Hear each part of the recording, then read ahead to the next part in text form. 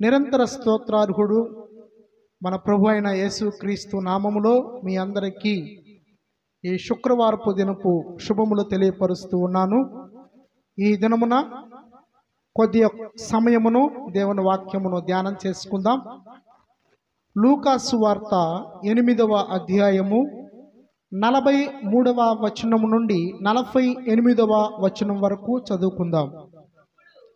అప్పుడు 12 ఏండ్ల నుండి రక్తస్రావ రోగము గల ఒక స్త్రీ ఎవని చేతను స్వస్థత నొందనిదై ఆయన వెనుకకు వచ్చి ఆయన వస్త్రపు చెంగు ముట్టెను. వెంటనే ఆమె రక్తస్రావము నిలిచిపోయెను. నన్ను ముట్టినది ఎవరని యేసు అడుగగా అందరూ మేమెరుగమన్నప్పుడు పేతురు, ఏలినవాడా, జన సమూహములు కిక్కిరిసి నీ మీద పడుచున్నారనగా, యేసు ఎవడో నన్ను ముట్టెను, ప్రభావము నాలో నుండి వెడలిపోయినదని నాకు తెలిసినదనెను. తాను మరుగయుండలేదని ఆ స్త్రీ చూచి వణుకుచూ వచ్చి ఆయన ఎదుట సాగిలపడి తాను ఎందు నిమిత్తము ఆయనను ముట్టెనో, వెంటనే తాను ఎలాగూ స్వస్థపడినో ఆ సంగతి ప్రజలందరి ఎదుట తెలియజెప్పెను. అందుకు ఆయన, కుమారి, నీ విశ్వాసము నిన్ను స్వస్థపరిచెను, సమాధానము గలదానివై పొమ్మని ఆమెతో చెప్పెను. ఈరోజు ధ్యానించుకుంటున్నటువంటి అంశం పేరేమిటంటే యేసు సమాధానమిచ్చును. 12 సంవత్సరముల నుండి రక్తస్రావ రోగముతో ఒక స్త్రీ బాధపడుతూ ఉంది. ఏ రోగంతో అండి? రక్తస్రావ రోగముతో 12 సంవత్సరముల నుండి బాధపడుతూ ఉంది. ఎవని చేత స్వస్థత నొందనిదై తనకొచ్చినటువంటి కష్టార్జితాన్ని వైద్యుల వద్దకు తీసుకుని వచ్చి ఎంత వైద్యం చేయించుకున్నా ఆమె యొక్క రోగం నయం కావట్లేదు. ప్రతి దినము కూడా ఆమె జీవితము దుర్భరమైన పరిస్థితి. ఆమె అపవిత్రురాలుగా ఉంది.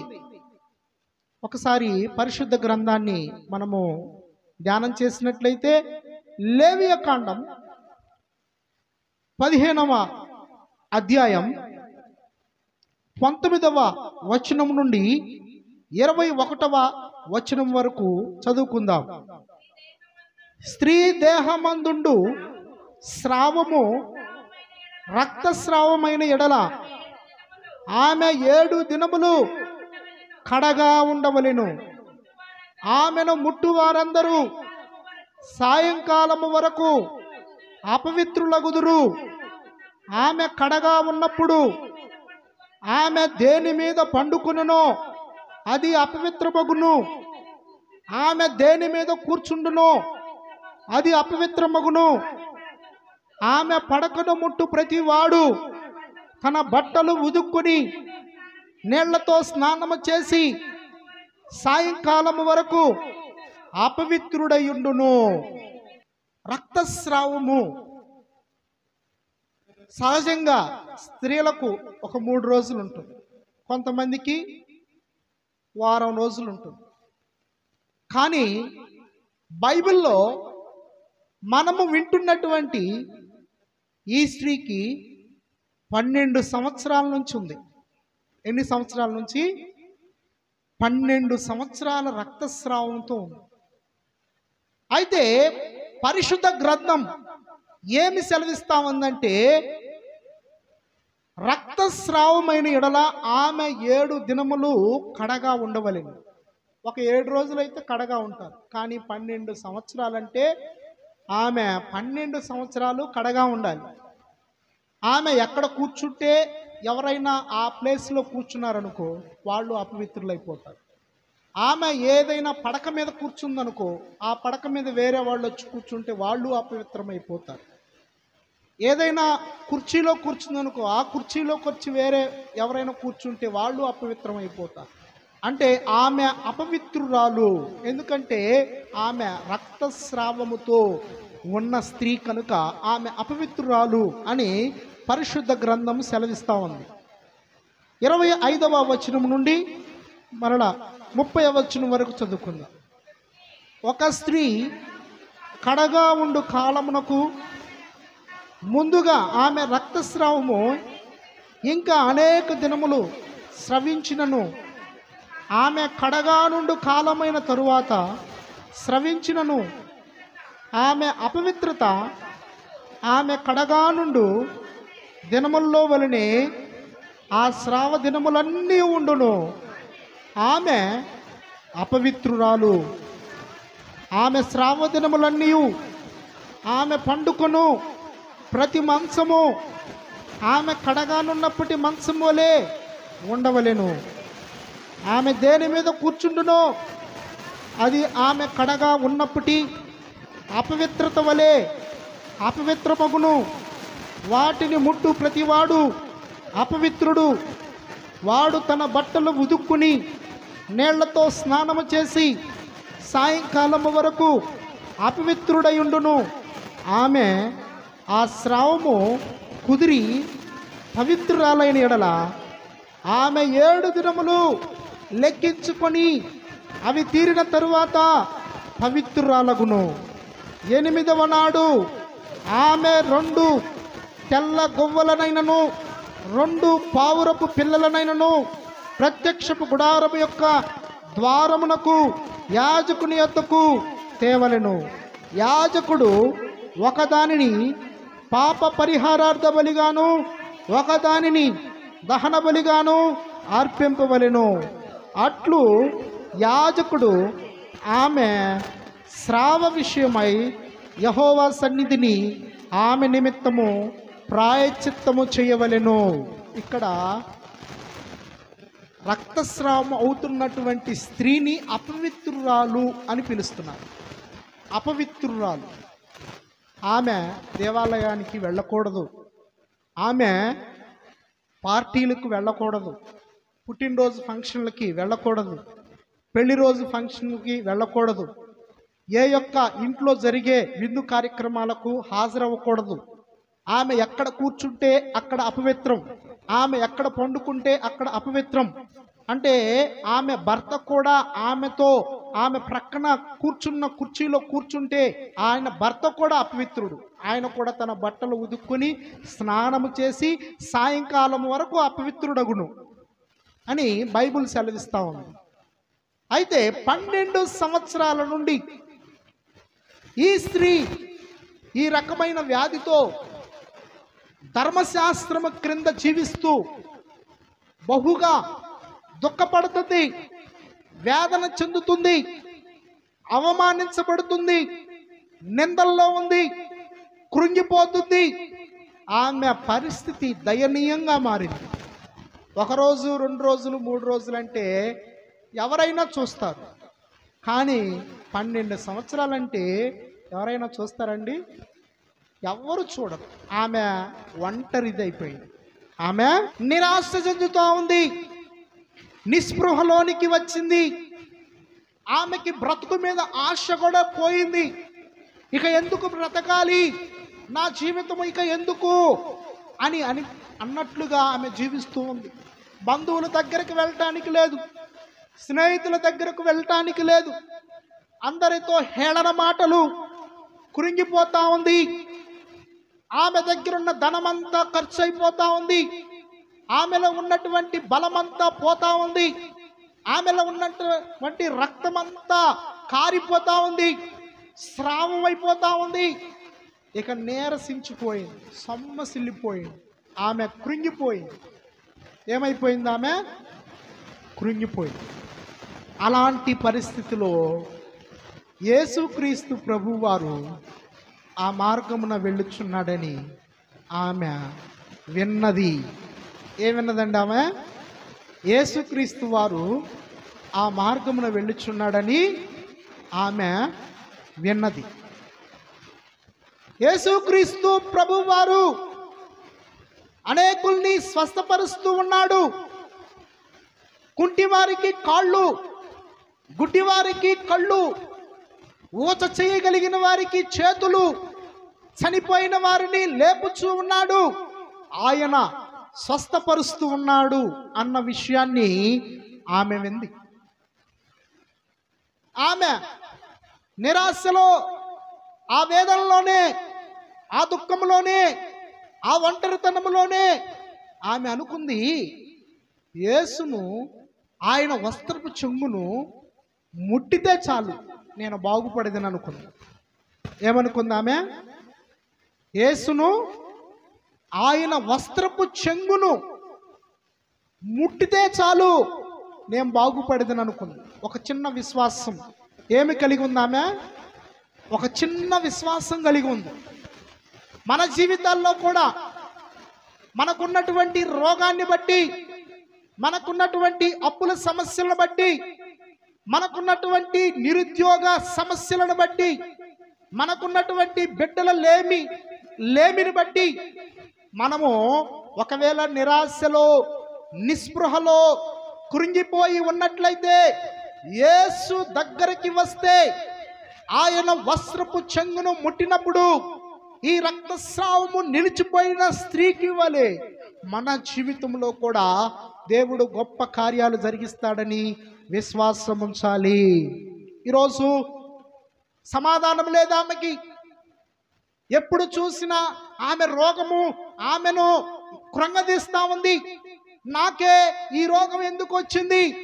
నన్నెందుకు ఈ రోగం ఇంతగా బాధ పెడుతుంది? దీనికంటే చావే నాకు మేలు, చచ్చిపోతే బాగుండు అని ఆత్మహత్య చేసుకోవటానికి కూడా ఆమె ప్రేరేపించబడుతున్నటువంటి పరిస్థితి ఆమెది. అలాంటి దుర్భరమైన, అపవిత్రమైన పరిస్థితిలో ఉన్న ఆమెకు దేవుడు ఒక వెలుగులాగా ఆ మార్గంలో వెళ్ళటము ఆమె గమనించింది.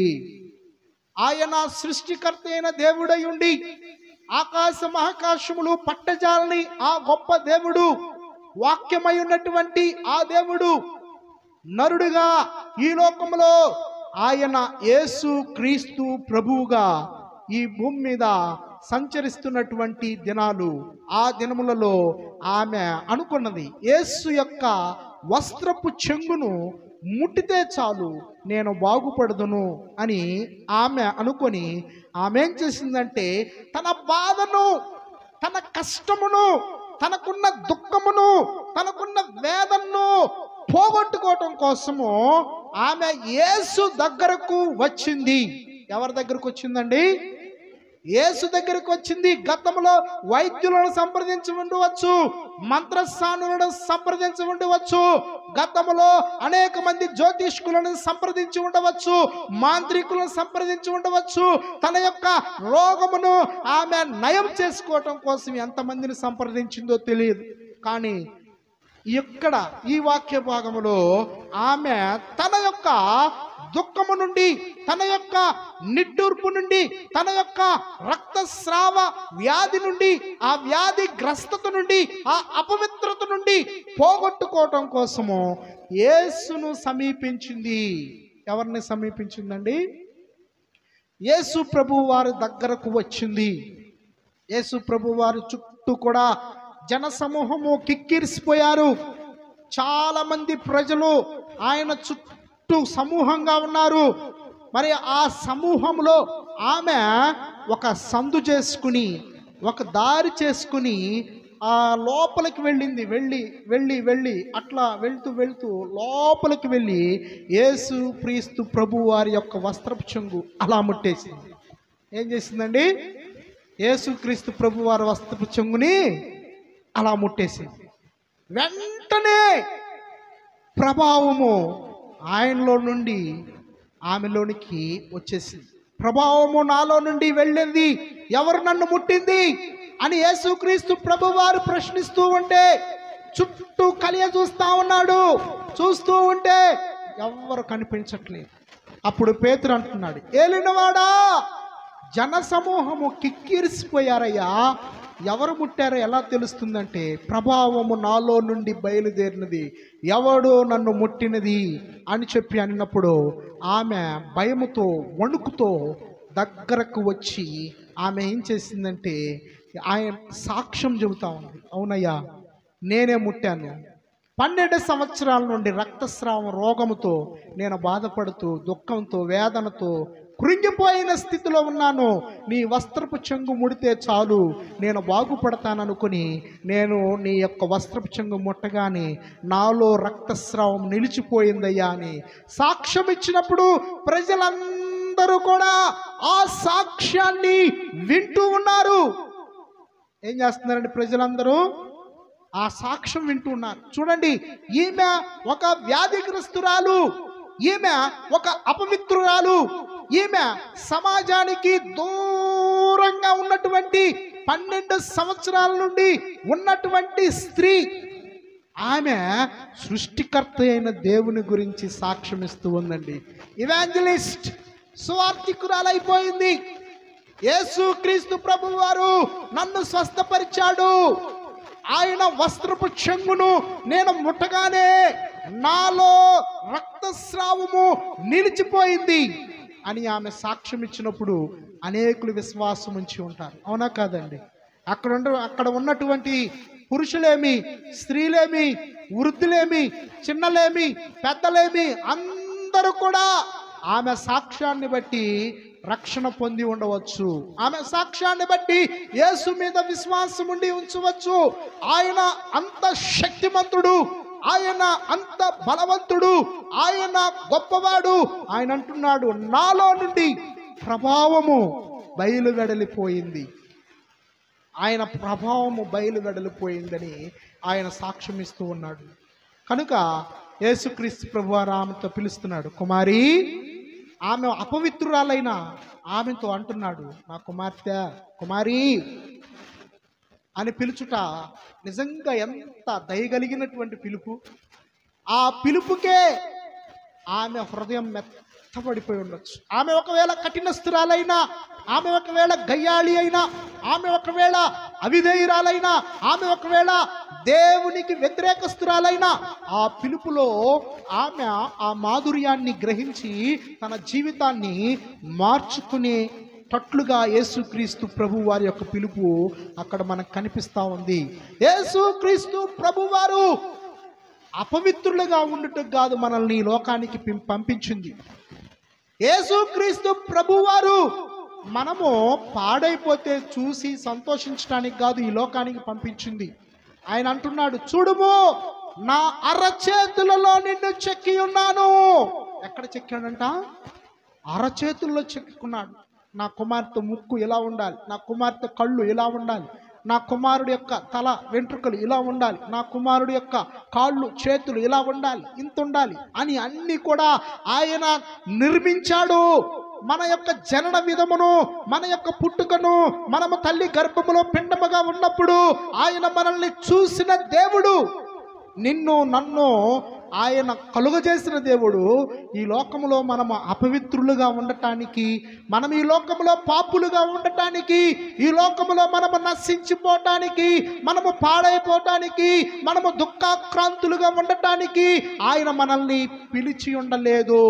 ఆయన మనల్ని ఎందుకు పిలిచాడు అంటే పరిశుద్ధముగా ఉండుటకి ఆయన మనల్ని పిలిచిన కానీ అపవిత్రులుగా ఉండుట కొరకు ఆయన మనల్ని పిలవలేదు. కానీ ఎఫెసీయులకు రాసిన పత్రిక 2వ అధ్యాయం 1వ వచనం, మీ అపరాధముల చేతను పాపముల చేతను మీరు చచ్చిన వారై ఉండగా ఆయన మిమ్మును క్రీస్తుతో కూడా బ్రతికించును. చాలు. ఇప్పుడు మనం ఎలా ఉన్నామంటే అపరాధముల చేత పాపముల చేత చచ్చిన వారమై, అంటే శవాలుగా ఉన్నాం. మనం ఎలా ఉన్నాం? చచ్చిన వారమై ఉన్నాం. బాల్య దినాల నుండి మనలో స్వార్థం, మనలో అసూయ, మనలో పగ, మనలో కోపం, మనలో ద్వేషం, ఇతరులు హెచ్చింపబడుతూ ఉంటే ఓర్చుకోలేని తనం, బాల్య దినముల నుండి మన హృదయములోని ఆలోచన అంతా చెడ్డది. మనమందరము కూడా పాపులమై ఉన్నాం, అపరాధులమై ఉన్నాం. అలాంటి మనల్ని యేసుక్రీస్తు ప్రభువారు తన యొక్క రక్తము ద్వారా, తన శిలువ మరణము ద్వారా ఆయన మనల్ని కనికరిస్తూ ఉన్నాడని గ్రహించాలి. గలతీయులకు రాసిన పత్రిక 3వ అధ్యాయం 14వ వచనము మధ్య భాగంలో నుండి కూడా మనం చూసుకుందాం. క్రీస్తు మన కోసము శాపమై మనలను ధర్మశాస్త్రం యొక్క శాపము నుండి విమోచించును. ఇందును గూర్చి మ్రాను మీద వ్రేలాడిన ప్రతి వాడును శాపగ్రస్తుడని వ్రాయబడి ఉన్నది. చూడండి, ఆ అపవిత్రురాలుగా ఉన్నటువంటి ఆ స్త్రీ కొరకు, అపవిత్రురాలుగా పాపములో ఉన్నటువంటి ధర్మశాస్త్రము కింద జీవిస్తున్నటువంటి ఆ స్త్రీ కొరకు యేసుక్రీస్తు ప్రభువారు శాపగ్రస్తుడుగా, క్రీస్తు మన కోసము శాపగ్రస్తుడై శాపముతో ఆయన ధర్మశాస్త్రము యొక్క శాపము నుండి మనలను విమోచించును. మ్రాను మీద వ్రేలాడిన ప్రతి వాడును శాపగ్రస్తుడు. యేసుక్రీస్తు ప్రభువారు ఏమయ్యాడండి? శాపగ్రస్తుడయ్యాడు. ఎందుకనంటే భూమికి ఆకాశమునకు మధ్యలో శిలువ మీద వ్రేలాడిన కారణాన్ని బట్టి, ఆయన శిలువ మీద వ్రేలాడిన ప్రతివాడు కూడా శాపగ్రస్తుడు అని లేఖనములు తెలియపరుస్తూ ఉన్నాయి. యేసుక్రీస్తు ప్రభువారు మరి ఆ రక్తస్రావం కలిగిన స్త్రీని బాగు చేయుట కొరకు, ఆమెను స్వస్థపరచుట కొరకు, ఆమె అపవిత్రత నుంచి ఆమెను విడిపించి ఆమెను స్వస్థపరచుట కొరకు ఆ కలువరిగిరిలో, ఆ శిలువలో ఆఖరి రక్తపు బొట్టు వరకు ఆయన కొరడా దెబ్బలతో ఆయన తన రక్తమంతా కూడా చిందించి ఉన్నాడు.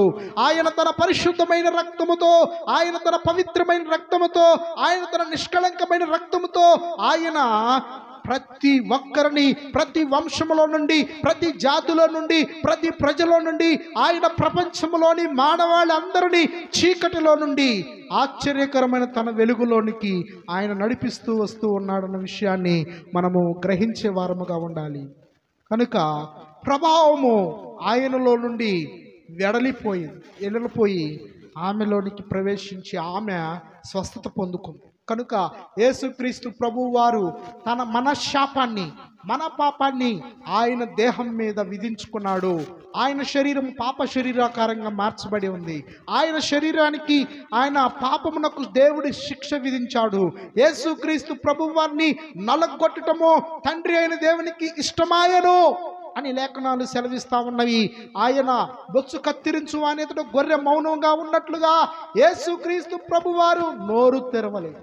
ఆయన నోరు తెరవగలడు కానీ తెరవలేదు. ఆయన మనందరి పాపముల నిమిత్తము ఆయన భరించినటువంటి గొప్ప దేవుడు. యెషయా గ్రంథం 40వ అధ్యాయము ఒకసారి ధ్యానం చేస్తాం. 1 నుండి 22 వచనాల వరకు చదువుకుందాం.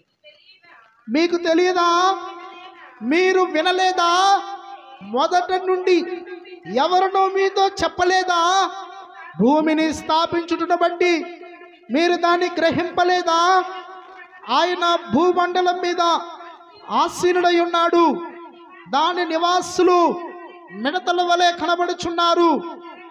ఒకడు తెరను విప్పినట్లు ఆయన ఆకాశ వైశాల్యమును వ్యాపింపజేసెను.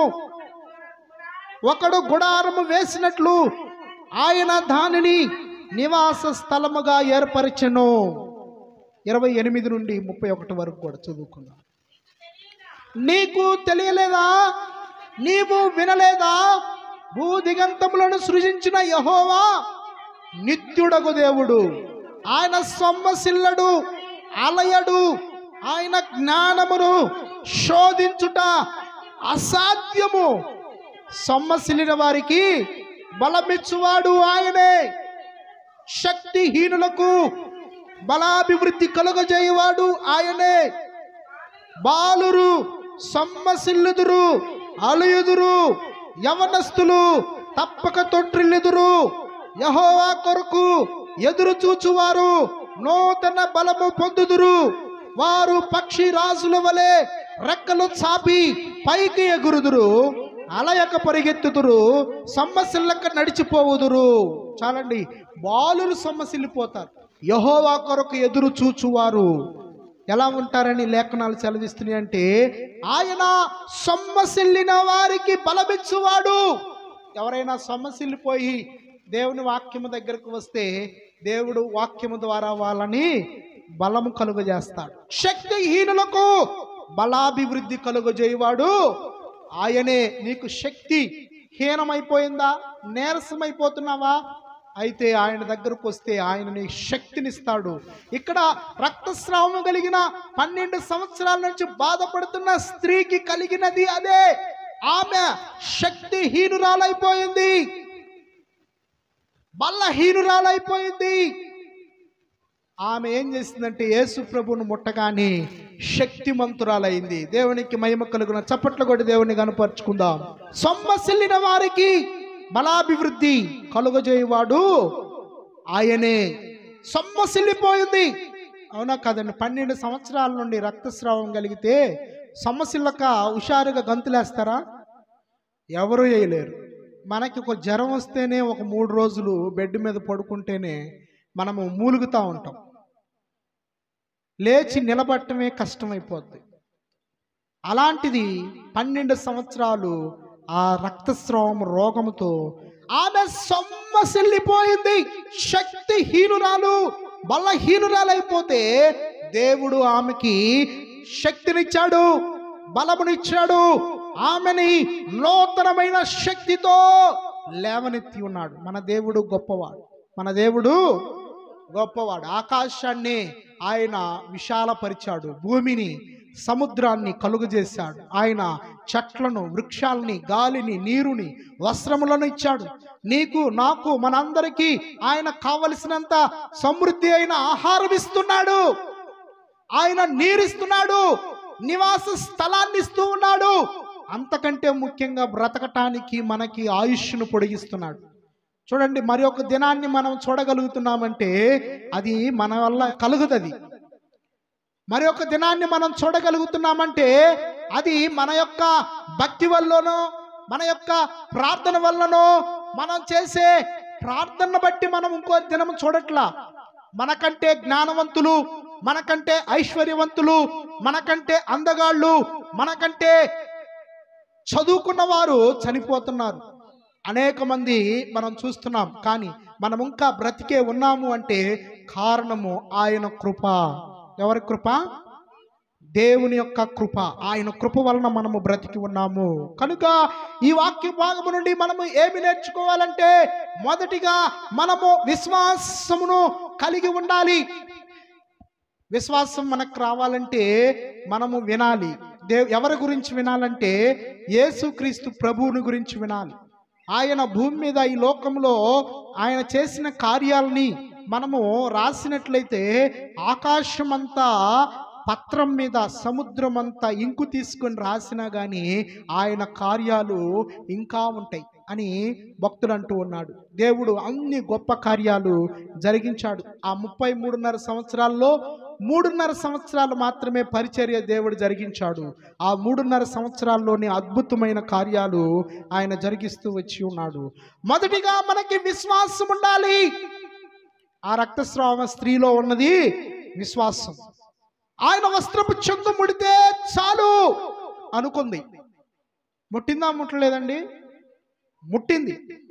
కనుక మనము కూడా ఆయన వస్త్రపు చెంగును ముట్టే, అంటే ఆయన చెప్పినటువంటి మాటలను, ఆయన చెప్పినటువంటి ఆజ్ఞలను, ఆయన చెప్పినటువంటి ఆ యొక్క వాక్యమును మనము కూడా ఏం చేయాలంటే ముట్టాలి. ముట్టడం అంటే ధ్యానించాలి, మనము స్తుతించాలి. రెండవదిగా నమ్మిక ఉంచింది. ఆమె ఏం చేసిందండి? నమ్మిక ఉంచింది.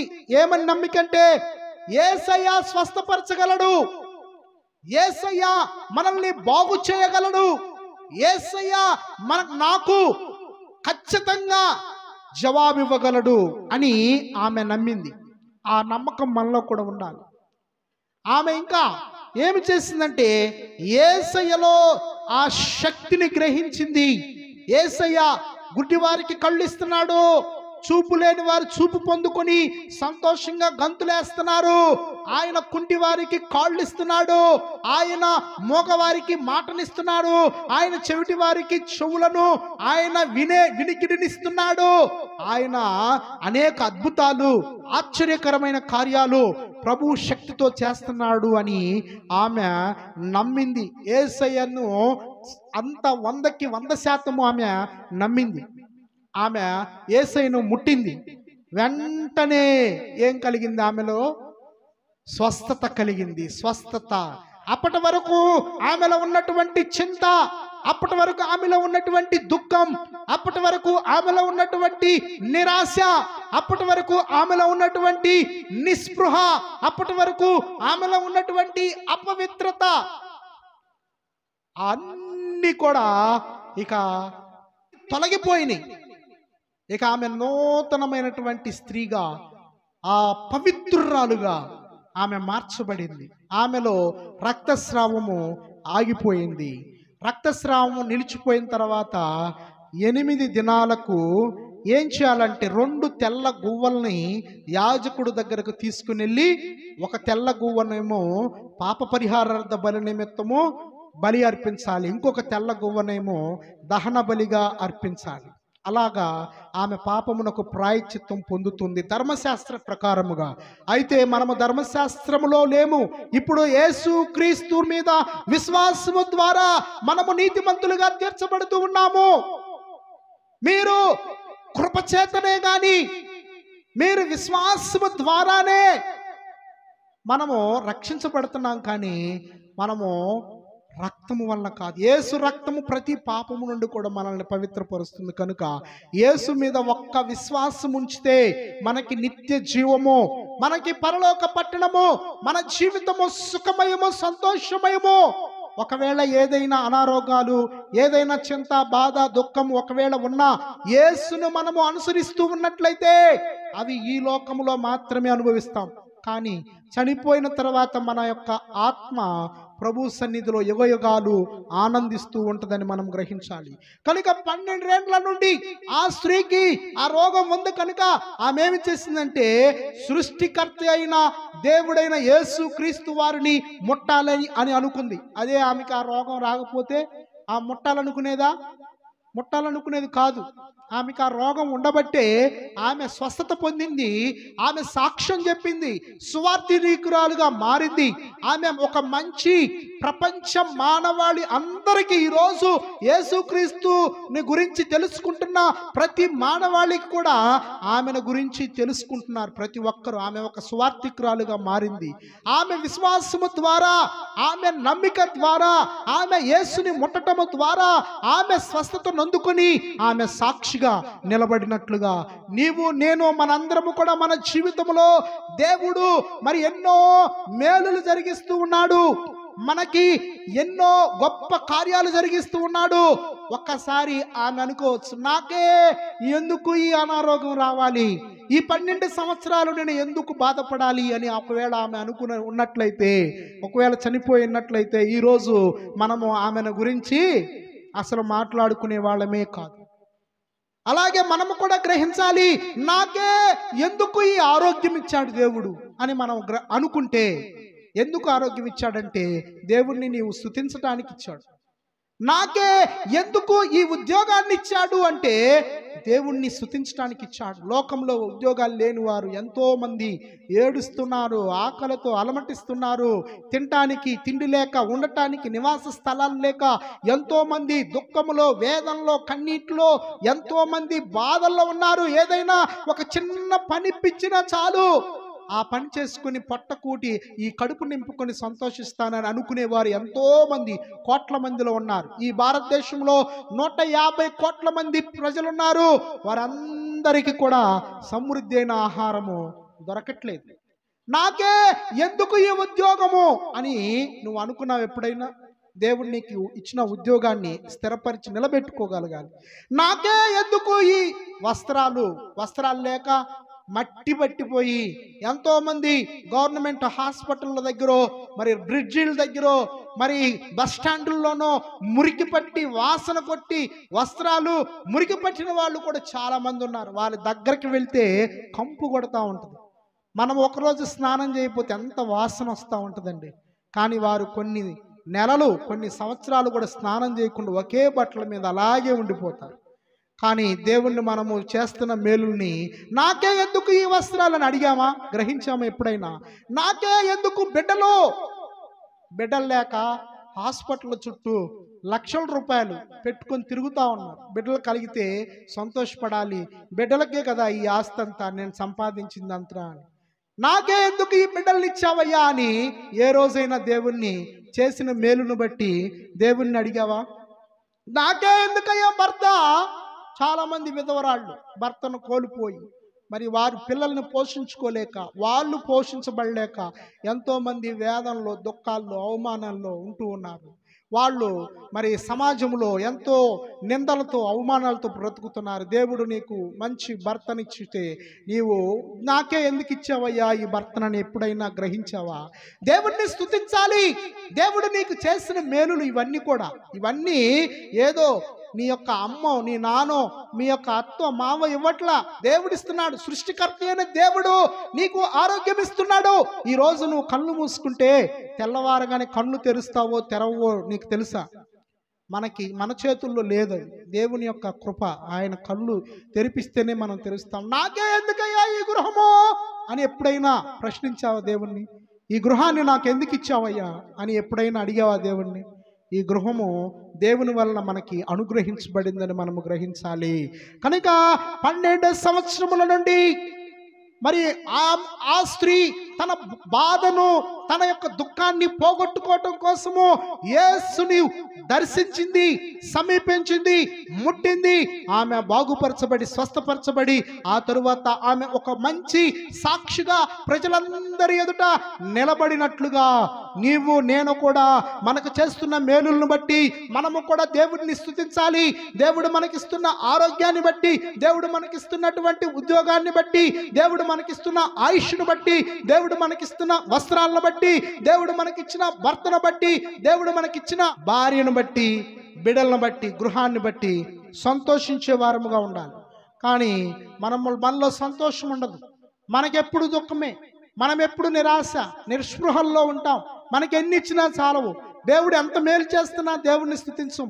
మనము ఎట్లా ఉంటామంటే ఎప్పుడు కన్నీళ్లతో, దుఃఖంతో ఉంటాము. కానీ దేవుడు మనకి అన్నీ ఇస్తున్నా కానీ ఆ ఇచ్చింది గ్రహించలేని స్థితిలో మనం ఉంటూ ఉన్నామని వాక్యం ద్వారా హెచ్చరించబడుతున్నాం. కనుక 12 సంవత్సరాల నుండి రక్తస్రావ రోగముతో బాధపడుచు సమాధానము లేక ఉన్నటువంటి, అంతా డబ్బంతా ఖర్చు చేసుకుని చివరకు యేసయ్య వద్దకు చేరింది. అప్పుడు యేసయ్య ఆమెను ముట్టినప్పుడు ఆమెకి సమాధానం వచ్చింది. యేసయ్య ఏమంటున్నాడంటే ఆమెని, కుమారి, నీ విశ్వాసము నిన్ను స్వస్థపరిచును, సమాధానము గలదానవై పొమ్ము. ఎలా వెళ్ళమన్నాడు? సమాధానము గలదానవై పొమ్ము. మనము సమాధానంగా ఉండాలి అని దేవుడు ఆశపడుతూ ఉన్నాడు. దేవుడితో మనము సమాధానంగా ఉండాలి. దేవుడు చెప్పినట్లుగా మనము యథార్థవంతులంగా ఉండాలి. మన నోటమ్మటి బూతులు రాకూడదు. మన నోటమ్మటి అసూయపు మాటలు, కొండేలు రాకూడదు. మన నోటమ్మటి ఇతరులను గురించిన చాడీలు రాకూడదు. మనం ఎప్పుడూ కూడా మనము పరిశుద్ధంగా బ్రతకాలి. దేవుని వాక్యాన్ని మన నోట పఠనం చేయాలి, ధ్యానం చేయాలి. దేవుని యొక్క వాక్యమును విని పాటలు పాడుచు మన జీవితాన్ని దేవునికి సమర్పించుకున్నప్పుడు పరిశుద్ధంగా ఉంటేనే దేవుణ్ణి మనము చూడగలుగుతాం, పరలోకంలో మనము నివసించగలుగుతాము అని దేవుని వాక్యం సెలవిస్తూ ఉంది. కనుక ఈ వాక్యము ద్వారా ఒకవేళ నీ యొక్క జీవితంలో దేవుడు చేసినటువంటి మేలులు గుర్తించలేక ఇంకా దేవుని మీద సణుగుతూ గొడుగుతూ ఉన్నావేమో, దేవుడు నిన్ను దర్శిస్తాడు. ఆయన సమాధానం ఇస్తాడు, ఆయన సంతోషం ఇస్తాడు, ఆయన నెమ్మదినిస్తాడు. ఆయన వలన మాత్రమే నీకు రక్షణ. మరే నామములో రక్షణ లేదు, కానీ యేసు నామములోనే రక్షణ అని పరిశుద్ధ గ్రంథం సెలవిస్తూ ఉంది. మనమందరము కూడా యేసు క్రీస్తు ప్రభు వారిని మన యొక్క ఆత్మీయ జీవితంలో ఒక కాపరిగా చేసుకుని, రక్షకుడిగా ఆయన్ని చేసుకుని, ఆయన నామములో మనమందరము కూడా బాప్టిస్మను పొంది విశ్వాస జీవితాన్ని కొనసాగించి ముందుకు సాగే వారముగా ఉండాలి. యేసు మిమ్మల్ని సమాధానముతో పంపించే దేవుడు. మనమందరము ఆయన్ని వేడుకుందాం. ప్రభువా, నీ సమాధానం మాకు దయచేయి తండ్రి. నీ యొక్క కృపను మాకు దయచేయండి ప్రభువా. నీ యొక్క కనికరమును మాకు దయచేయి ప్రభువా. నీ యొక్క జాలిని మాకు దయచేయి ప్రభువా. నీ యొక్క క్షేమాన్ని, నీ యొక్క తండ్రి సంతోషాన్ని మాకు దయచేయి ప్రభువా అంటూ ప్రభువుని వేడుకుందాం.